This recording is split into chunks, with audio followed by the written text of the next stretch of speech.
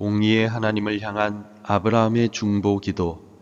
창세기 18장 16절에서 33절 말씀.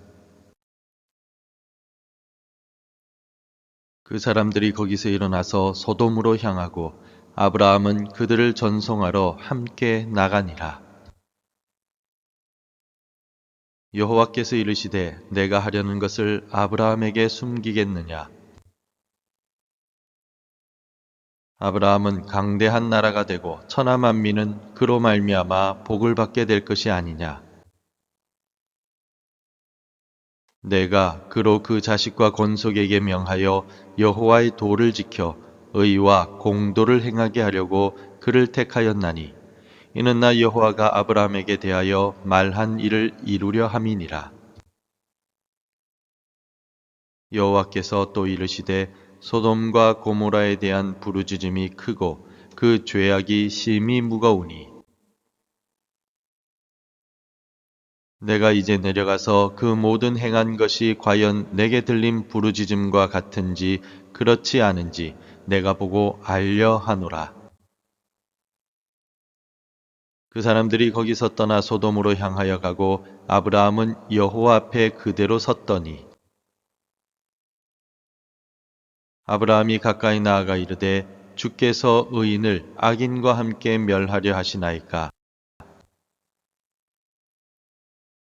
그 성 중에 의인 50명이 있을지라도 주께서 그곳을 멸하시고 그 50의인을 위하여 용서하지 아니하시리이까. 주께서 이같이 하사 의인을 악인과 함께 죽이심은 부당하오며 의인과 악인을 같이 하심도 부당하니이다. 세상을 심판하시는 이가 정의를 행하실 것이 아니니까. 여호와께서 이르시되 내가 만일 소돔 성읍 가운데에서 의인 50명을 찾으면 그들을 위하여 온 지역을 용서하리라. 아브라함이 대답하여 이르되 나는 티끌이나 재와 같사오나 감히 주께 아뢰나이다. 50의인 중에 5명이 부족하다면 그 5명이 부족함으로 말미암아 온 성읍을 멸하시리이까. 이르시되 내가 거기서 45명을 찾으면 멸하지 아니하리라.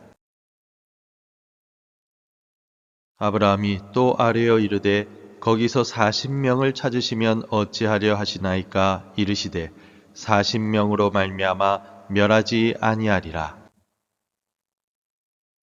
아브라함이 이르되 내 주여 노하지 마시옵고 말씀하게 하옵소서.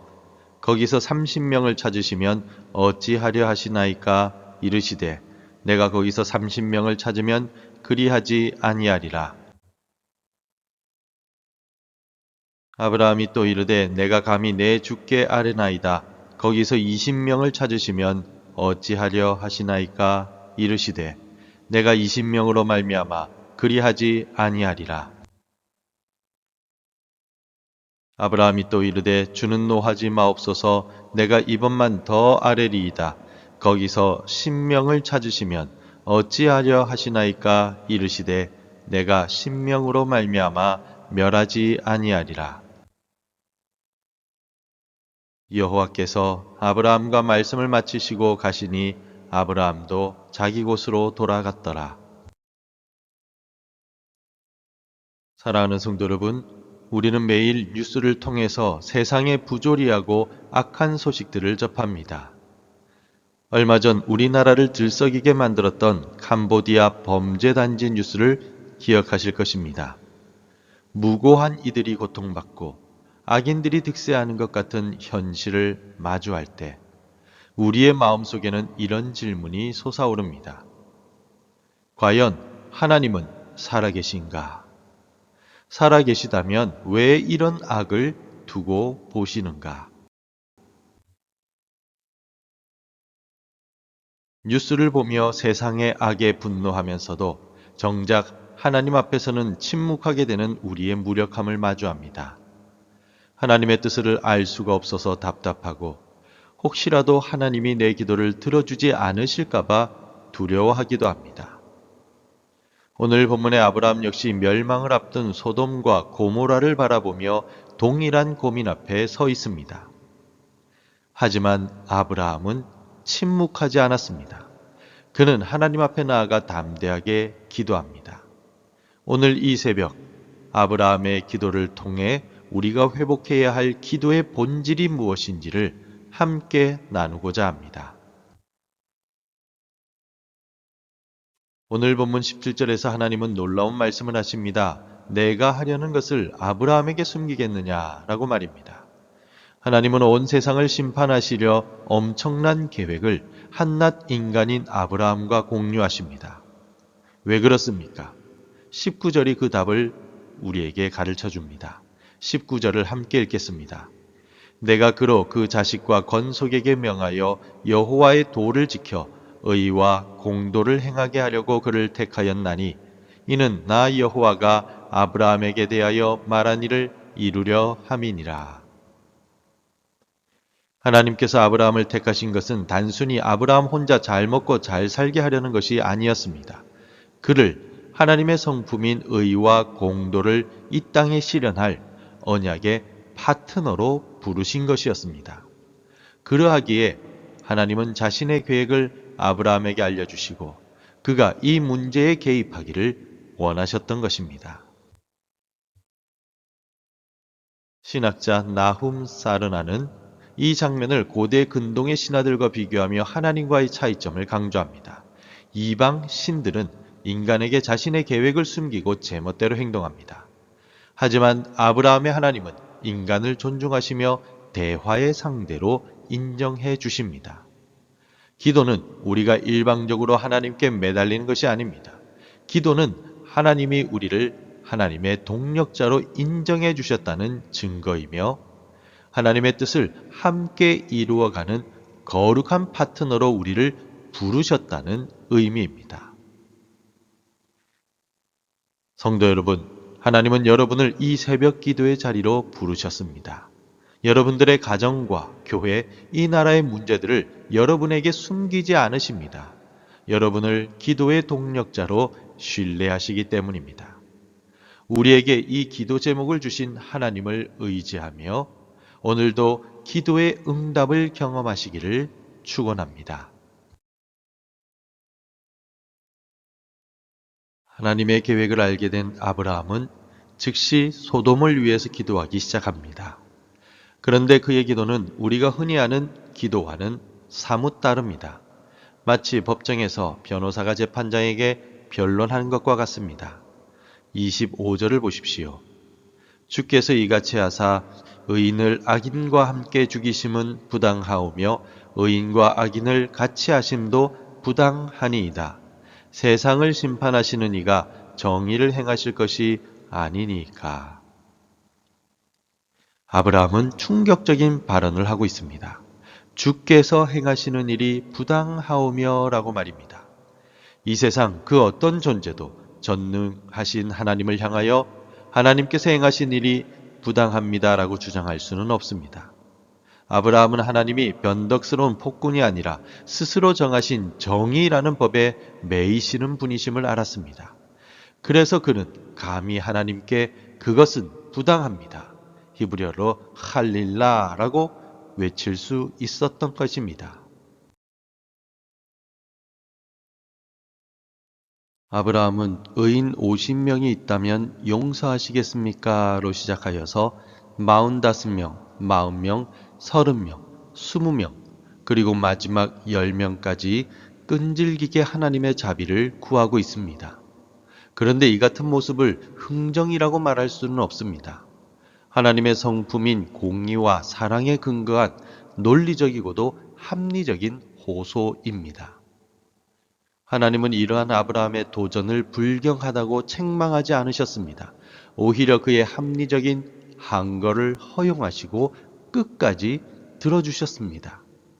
우리의 기도가 하나님의 성품에 근거할 때 그 기도가 바로 힘이 있는 기도입니다.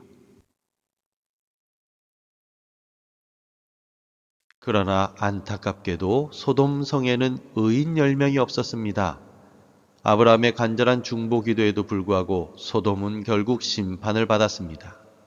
그렇다면 아브라함의 기도는 실패한 것일까요? 아닙니다. 이 기도는 실패로 끝나지 않습니다.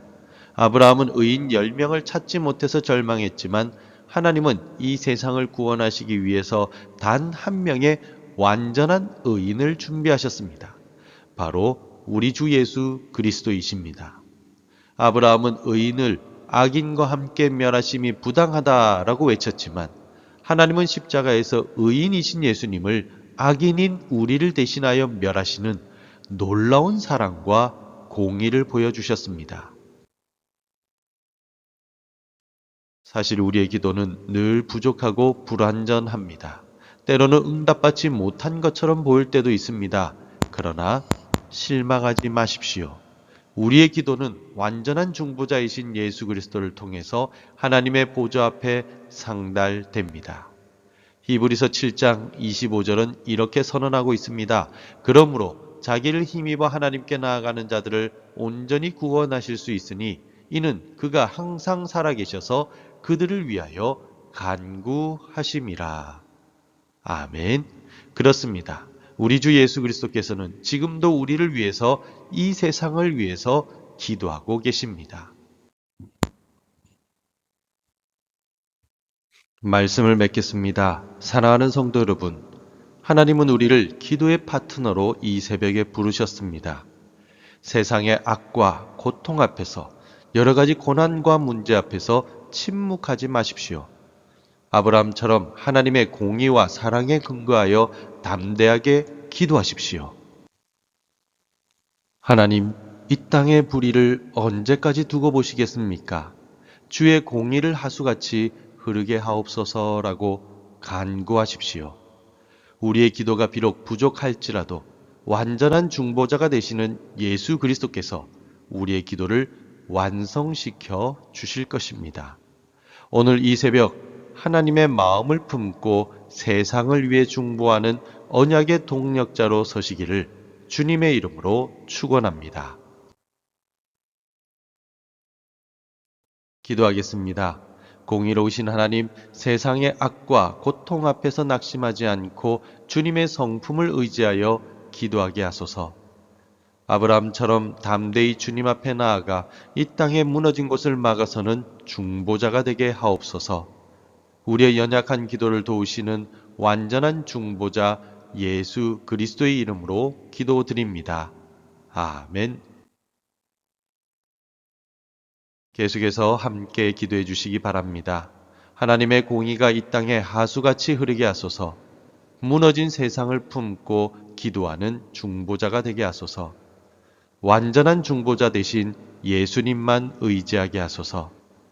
하나님의 말씀으로 하루를 시작하는 은혜를 주옵소서. 오늘도 말씀대로 살아가며 열매 맺는 하루가 되시기를 축복합니다.